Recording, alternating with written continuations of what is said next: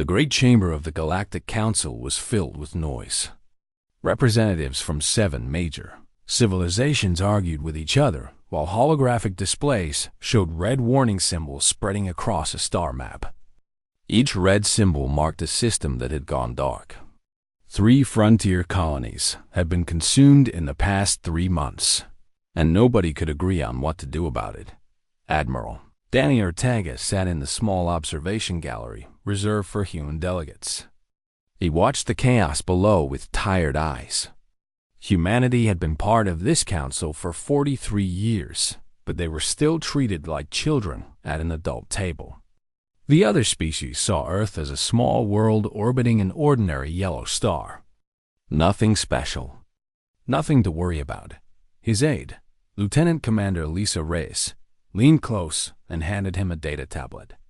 The intelligence reports were worse than the official numbers suggested. The Vara swarm was moving faster than anyone wanted to admit. At their current speed, they would reach populated core systems within 18 months. They're not going to do anything useful, Lisa whispered. They've been arguing for 6 hours. Danny nodded but said nothing. He kept watching. On the main floor, High Speaker Veltos of the Kethari Federation raised his 4 arms to call for order. His species was ancient and proud, with blue skin and eyes that saw in spectrums humans could not imagine. They had been exploring the stars when humanity was still learning to make fire. "We must establish a defensive perimeter," Velthos announced. "Pull back our forces to protected systems and let the Varath exhaust themselves against empty space." The Siluran Trade Ambassador, a creature that looked like a walking crystal formation, clicked in disagreement. "Economic pressure is the answer. We cut off all resources to systems near Varath territory. Starve them out." Laughter came from the Draxan delegation. The Draxan were warriors, massive reptilian beings covered in natural armor. Their empire had been fighting the Varath for centuries with limited success. "You cannot starve a swarm that eats planets," the Draxan ambassador growled. "We recommend strategic withdrawal to fortified positions. Save what we can. Accept our losses." More arguments followed. The insectoid Ven wanted to negotiate. The gas giant dwelling Korath suggested weapons that would destroy entire systems. The silicon-based Mordai simply watched in silence, their thoughts unreadable. Danny checked the time on his tablet. 7 hours now. 7 hours of talking while the Varath consumed another few thousand lives somewhere in the darkness between stars. Finally, a vote was called. The council agreed to form a joint defensive committee. It would take 6 months to organize, another 3 months to mobilize. By the time they were ready to act, the Varath would have consumed a dozen more systems. Danny stood up. The movement was small, but something about it caught attention. The human admiral walked to the edge of the observation gallery and pressed the button to request speaking rights. A soft chime echoed through the chamber. Velthos looked up with surprise. Humans rarely spoke at council meetings. They were too new, too weak, too unimportant. "The chair recognizes the human delegation," Velthos said, with barely hidden amusement. Danny cleared his throat. His voice was calm and steady when he spoke. "The Terran government has observed these proceedings with great interest. We understand that the Council needs time to coordinate a proper response to the Varath threat." Several delegates nodded, expecting the usual diplomatic pleasantries. "However," Danny continued, "humanity cannot wait for a committee that will take 9 months to act. Our colonies are in the path of the swarm. Our people will die while this council debates." The chamber grew quiet. "Therefore, the Terran government wishes to inform the council that we will handle the Varath problem ourselves. We ask only that other species stay out of our way." Silence held for 3 heartbeats. Then the Draxan ambassador burst into harsh laughter. Others joined him. The sound filled the great chamber like thunder. "Handle it yourself?"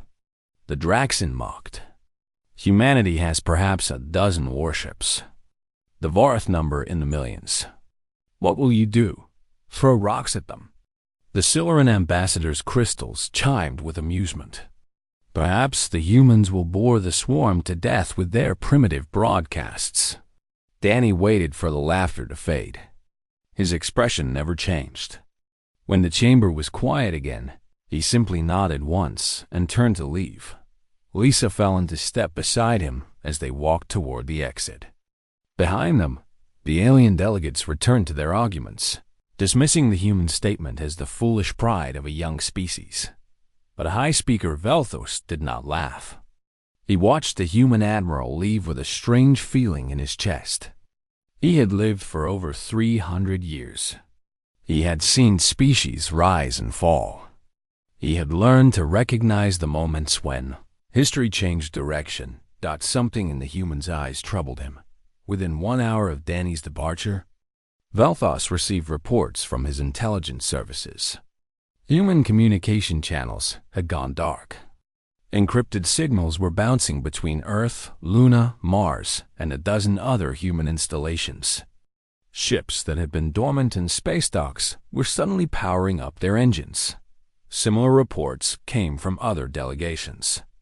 The Siluran merchant network noticed unusual activity in human trading posts. The Draxan military observers reported that human patrol vessels were abandoning their normal routes and heading towards central rally points. Velthos sat alone in his quarters, aboard the station, and tried to understand what he was seeing. Humanity was a small species. Their technology was crude compared to older civilizations. Their military was a joke by galactic standards, and yet every major intelligence agency in the galaxy was now scrambling to figure out what the humans were planning. The High Speaker pulled up everything he could find about humanity, their history, their wars, their strange combination of creativity and violence. He read about their world wars, their cold wars, their endless conflicts over resources and ideas. He read about how they had nearly destroyed themselves a dozen times, but always found a way to survive. One phrase kept appearing in the records. Different languages, different eras, but always the same idea. When pushed too far, humans did not retreat. They did not negotiate. They did not surrender. They got angry. Velthos closed the files and stared at the wall of his quarters. He thought about the look in Admiral Ortega's eyes. Not pride, not arrogance. Something colder, something patient. The High Speaker drafted a message to his government. It contained only a few words, but they would change the political calculations of an entire civilization. The humans are no longer asking for permission. Recommend immediate reassessment of threat priorities. The Vorath may not be our biggest concern anymore. He sent the message and waited in the darkness of his room. Somewhere out there, humanity was moving. And for the first time in his long life, Velthos felt genuinely afraid of a species he had dismissed as insignificant. President Kevin Marsh stood at the podium of the United Nations Emergency Assembly. Every seat was filled. Every camera was recording. Every human being with access to a screen was watching. This was the moment that would define their species for generations to come. "My fellow humans," Kevin began, his voice steady despite the weight of what he was about to say. "For 43 years, we have been part of the galactic community. We have been polite. We have been patient. We have followed the rules that older species created long before we reached the stars." He paused and looked across the assembly hall. Leaders from every nation sat in silence. Old enemies sat beside old friends. For this moment, there were no borders. The Vara swarm is coming. The Galactic Council has chosen to form committees and hold debates while millions die. They have made their choice. Now we must make ours. Kevin pressed a button on the podium. Behind him, a massive screen lit up with images that had been classified for decades. shipyards hidden in asteroid fields, weapons factories buried beneath lunar craters, research stations in the outer reaches of the solar system where no alien observer had ever been allowed to visit. Project Blackout has been active for 31 years. Every nation represented in this hall has contributed. Every human with a job in manufacturing, in mining, in research, has unknowingly played a part. We built this in secret because we knew that someday the galaxy would fail us, and we would have to protect ourselves. The assembly erupted in murmurs. Some delegates looked shocked. Others nodded as if they had always suspected. A few wiped tears from their eyes. The vote took only 12 minutes. For the first time in human history, every nation agreed to pool their military forces under a single command. The Terran Defense Initiative was born. 6 hours later, Commander Samantha Cole arrived at the Luna shipyards. She had commanded patrol vessels for 15 years, but nothing had prepared her for what she saw when her shuttle approached the hidden dry docks. Ships, dozens of them. Warships that had been officially decommissioned years ago sat in perfect condition, their hulls gleaming under work lights. Other vessels had no official records at all.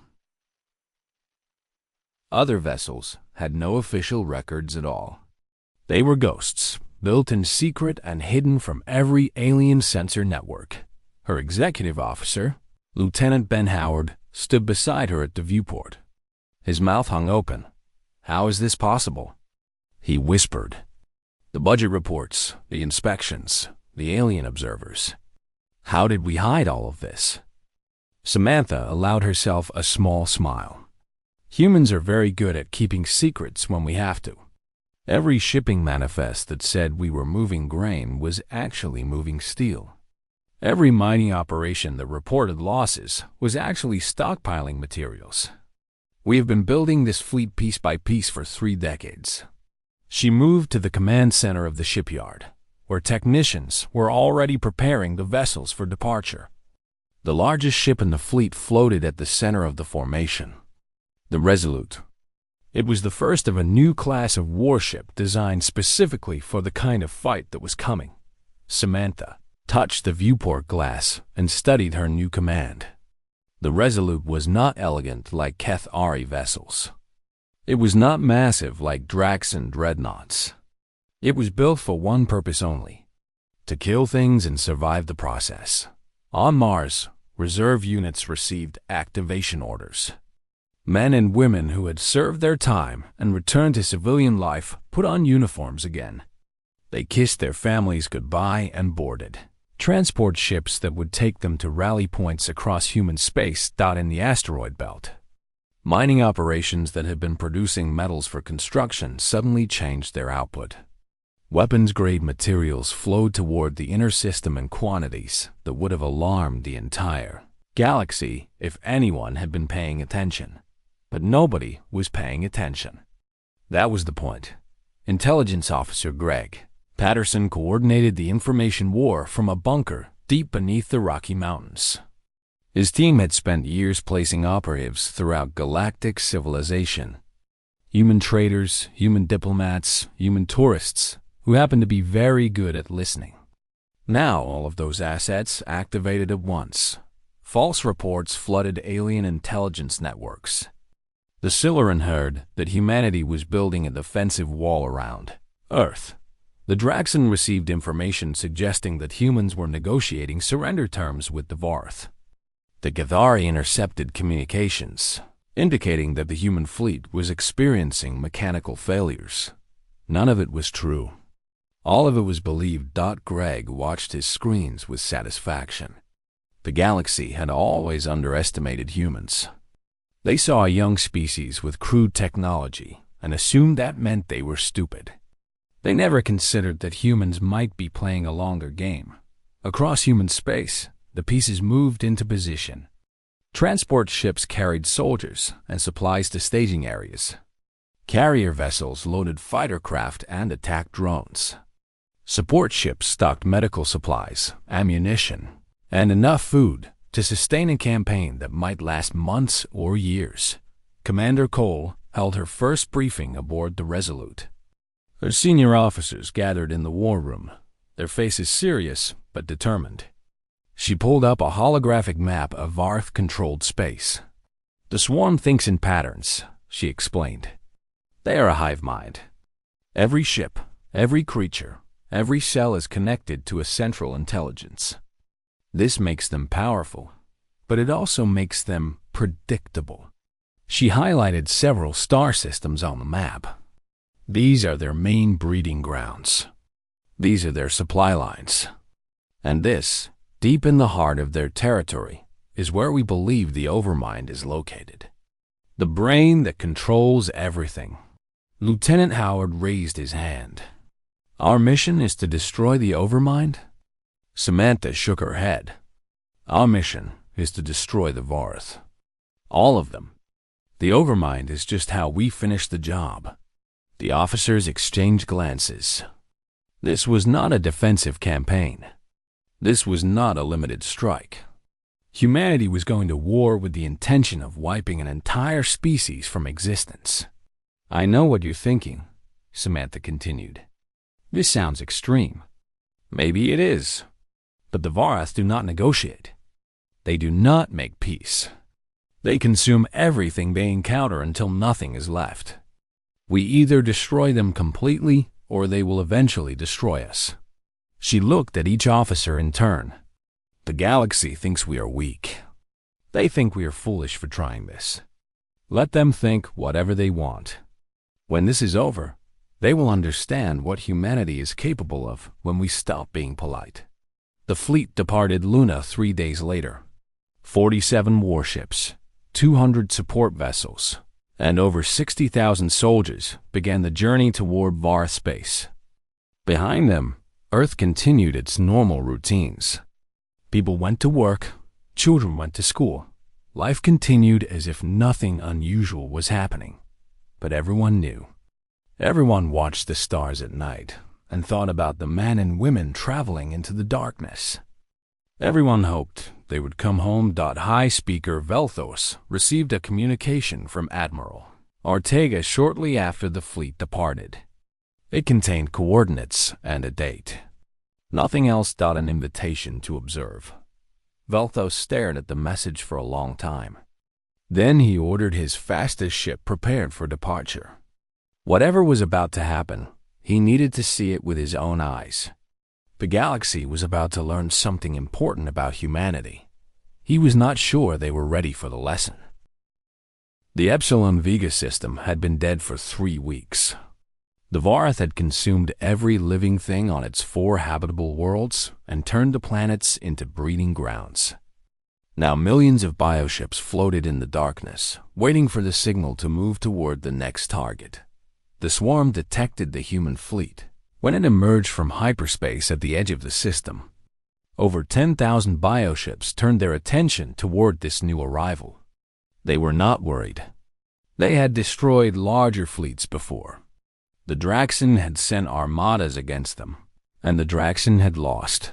These newcomers were smaller, weaker. Their ships were made of dead metal instead of living tissue. They would be easy prey. Commander Samantha Cole stood on the bridge of the Resolute and watched the swarm approaching on her tactical display. Each red dot represented a Varth bioship. Each bioship contained thousands of creatures ready to tear through hull plating and consume the crew inside. "Contact in 30 minutes, Lieutenant Ben Howard reported from his station. "They're coming straight at us. No tactical formation, just a wall of bodies." Samantha nodded.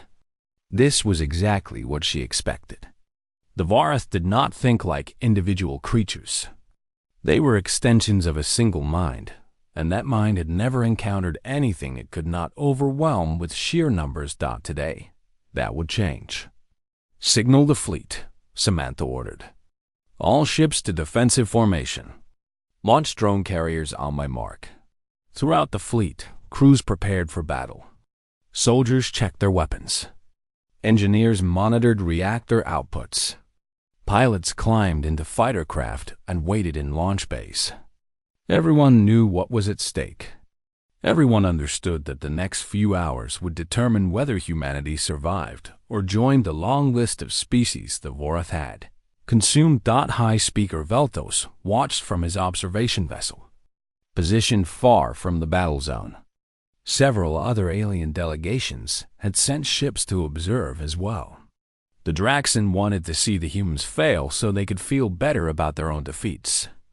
The Siluran wanted to calculate the economic impact of the coming slaughter. The Kithari simply wanted to understand. The Vorath made first contact in the way they always did. A psychic pulse rippled across space, trying to connect with the minds aboard the human vessels. This was their standard tactic. They would establish a mental link with their prey, flood their thoughts with fear and confusion, and then move in for the kill. The pulse hit the human fleet. Nothing happened. On the bridge of the Resolute, Samantha felt a slight pressure behind her eyes, and then it was gone. Around her, crew members blinked and shook their heads as if clearing away a mild headache. Psychic attack ineffective, Ben reported with a hint of surprise in his voice. All ships reporting minimal effect. Samantha allowed herself a small smile. This was the result of 30 years of secret research. Human scientists had studied Vorath biology, captured specimens when possible, and developed countermeasures that no other species possessed. The human brain, it turned out, was uniquely difficult for the Vorath to penetrate. With proper training and chemical supplements, the natural resistance became almost complete immunity. The swarm paused. For the first time in their existence, they had encountered prey that did not respond to their primary weapon. Confusion rippled through the hive mind. "Launch drones," Samantha commanded. From carrier ships throughout the fleet, thousands of unmanned vessels poured into space.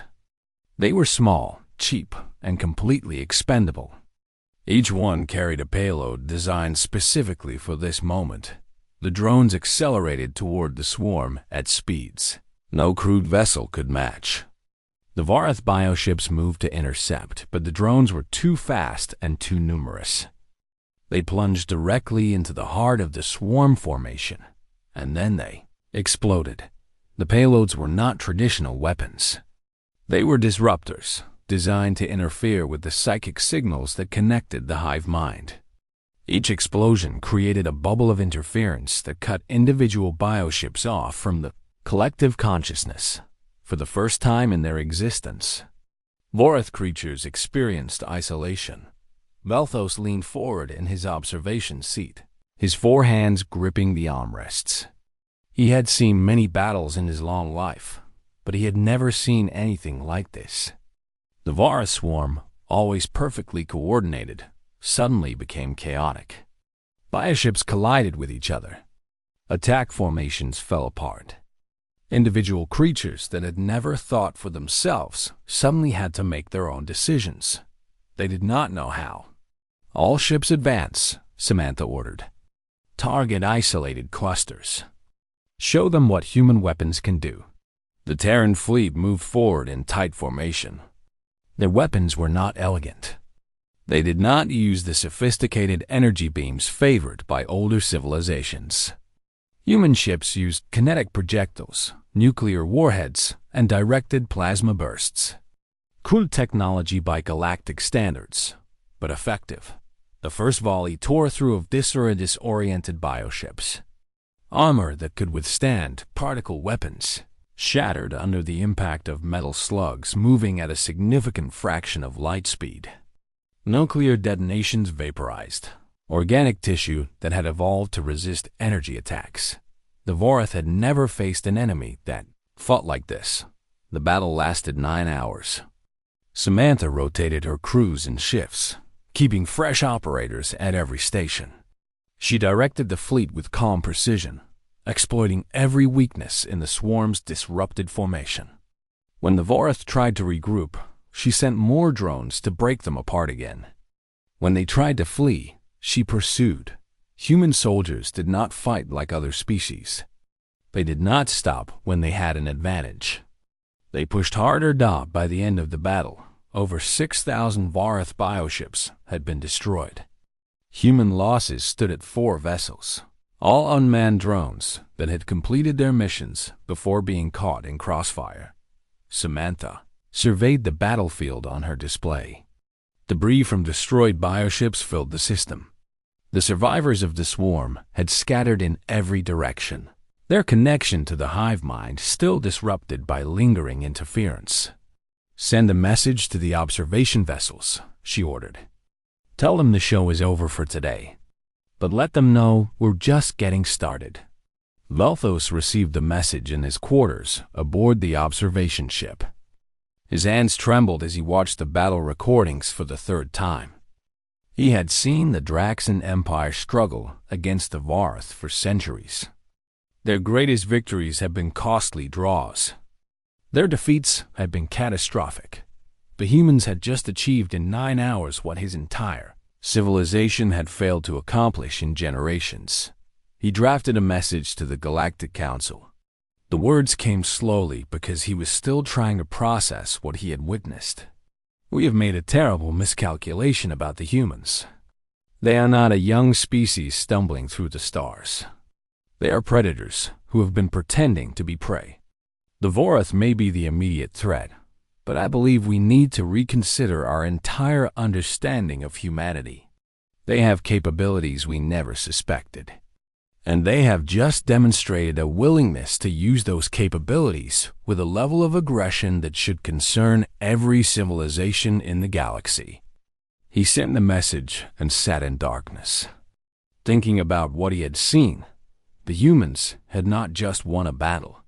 They had announced their arrival as a major power in a way that could not be ignored. Every species that had ever laughed at human diplomats, every civilization that had dismissed Earth as insignificant, would now have to recalculate.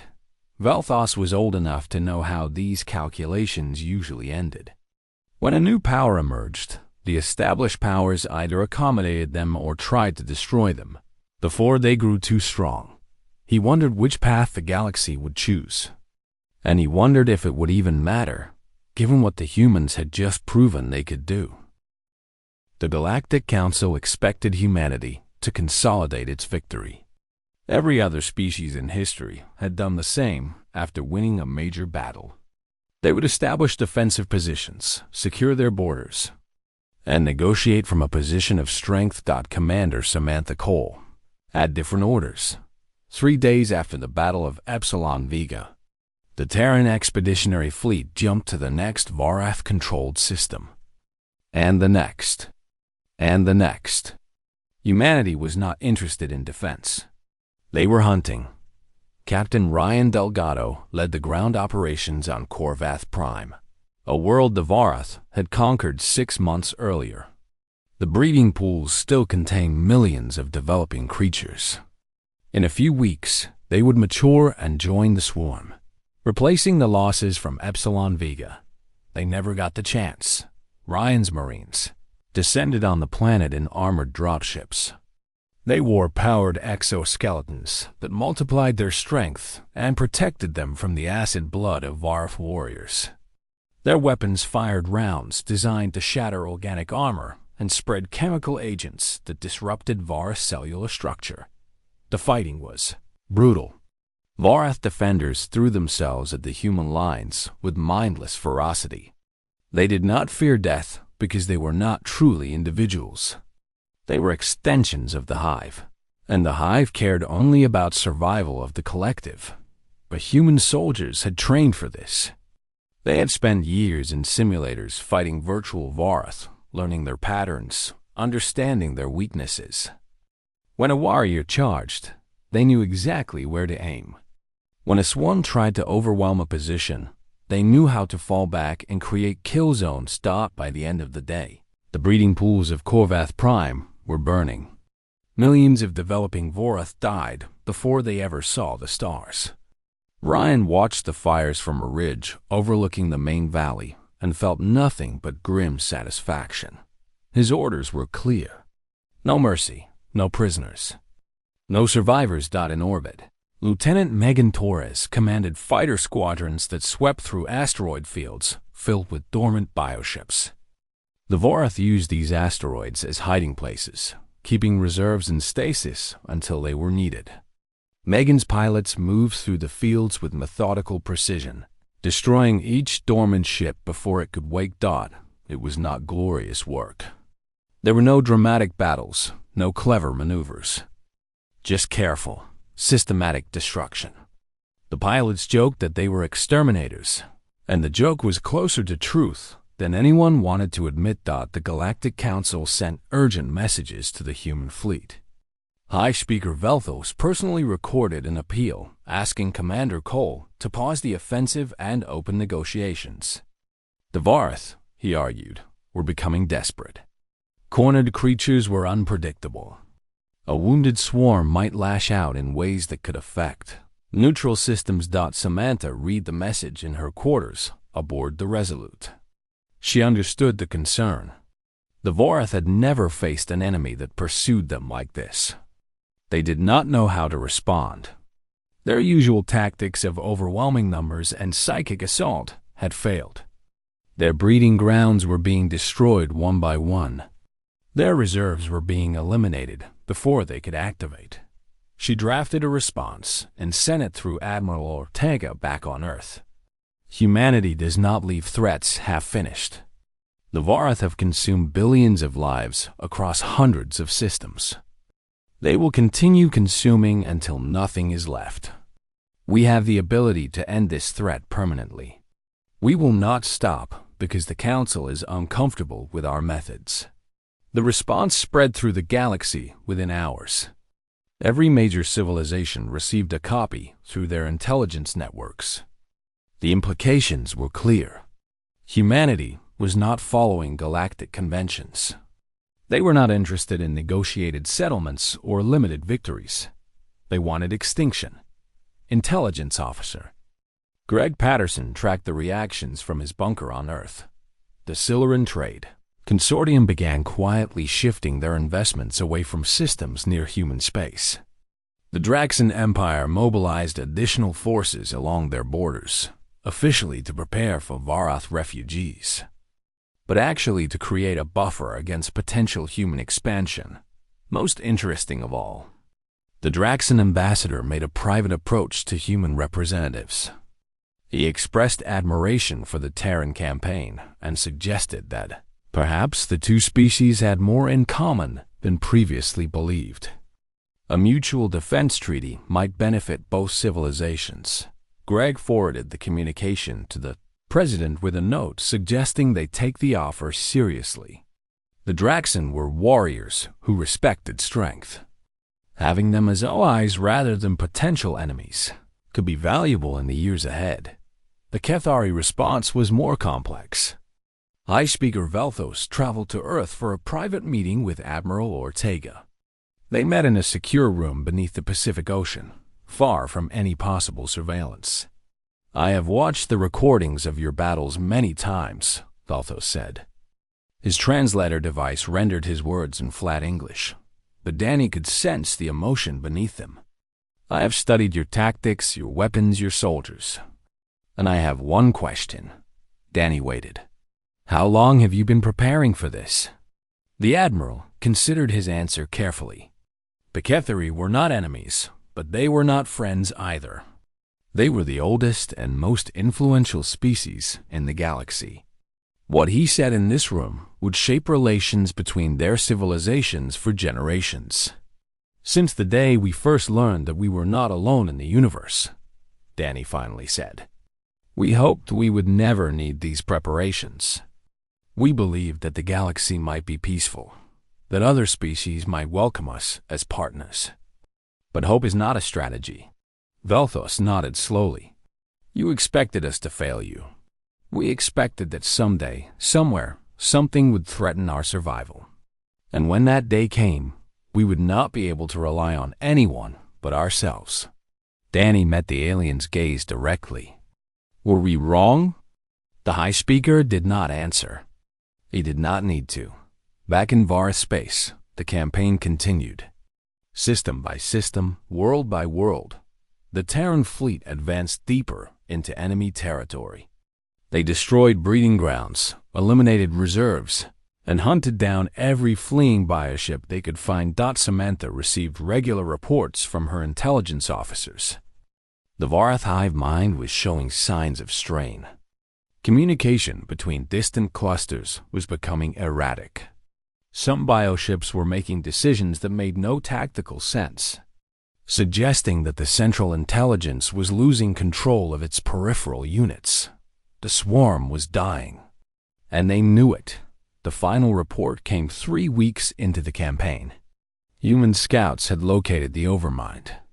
It was hidden in a heavily fortified system at the heart of Vorath territory, surrounded by the largest concentration of bioships ever recorded.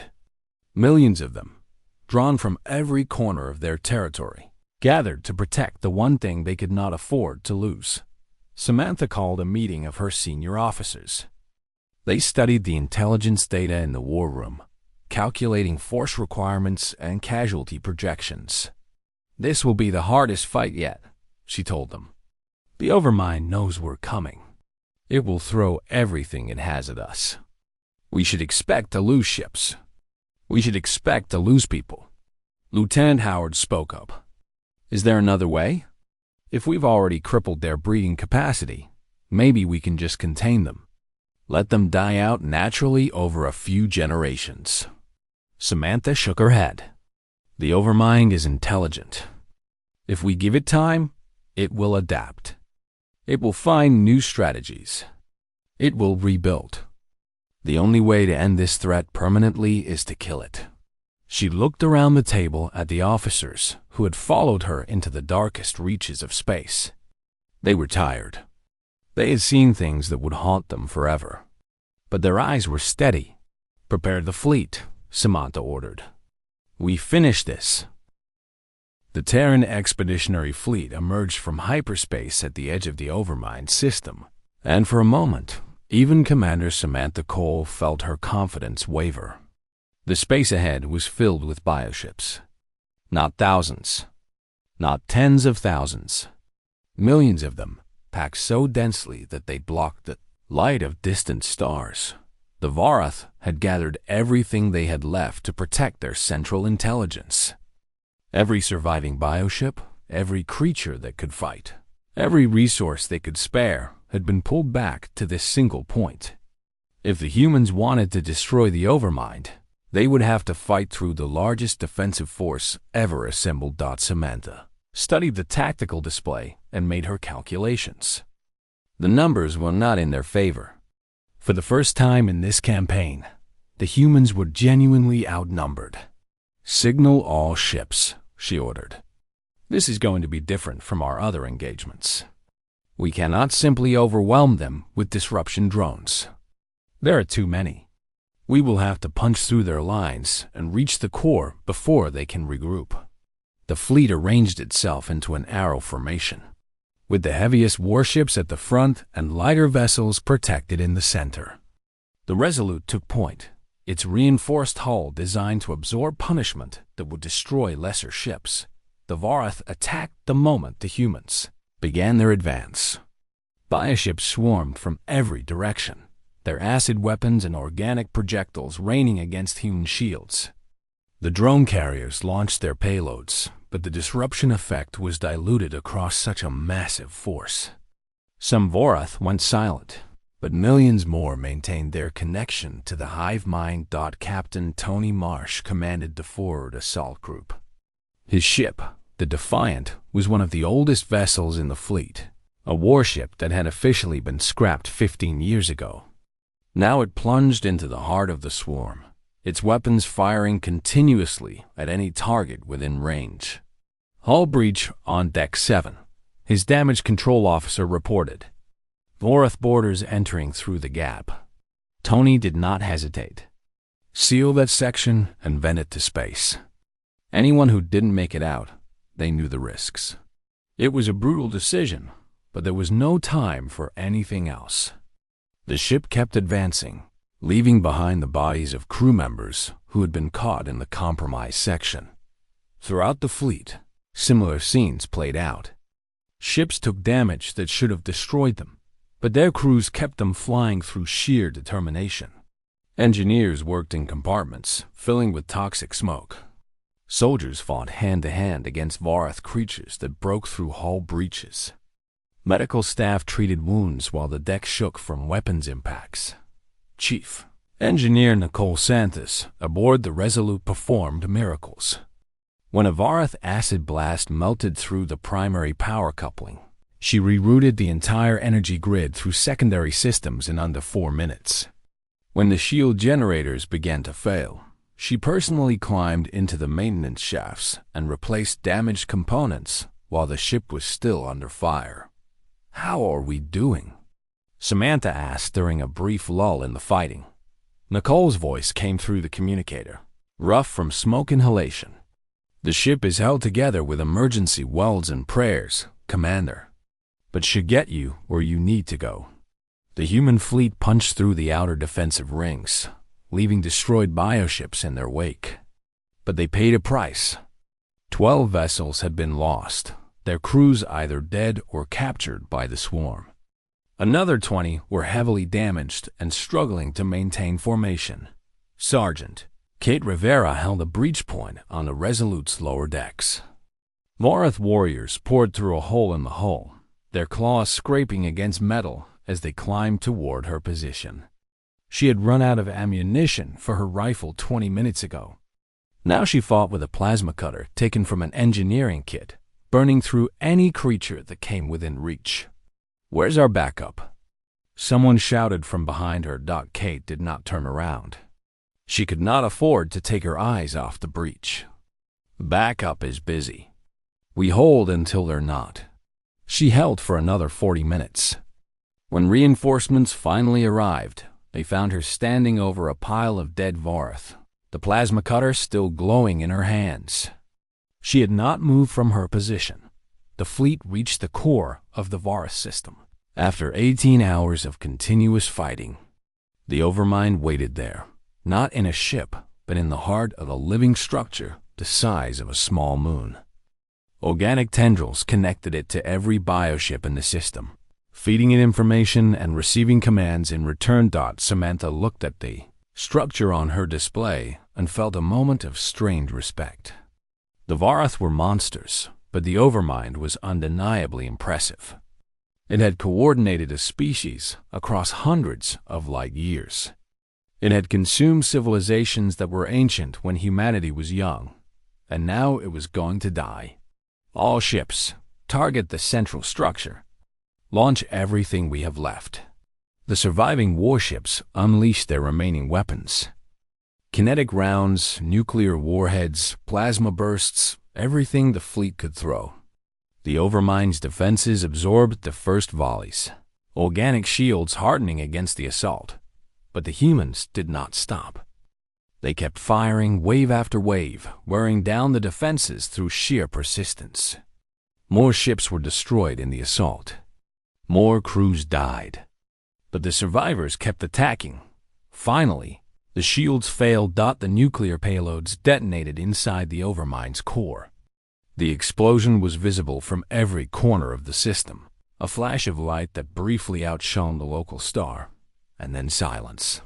Every Vorath bioship in the system went still simultaneously. The psychic network that connected them collapsed in an instant.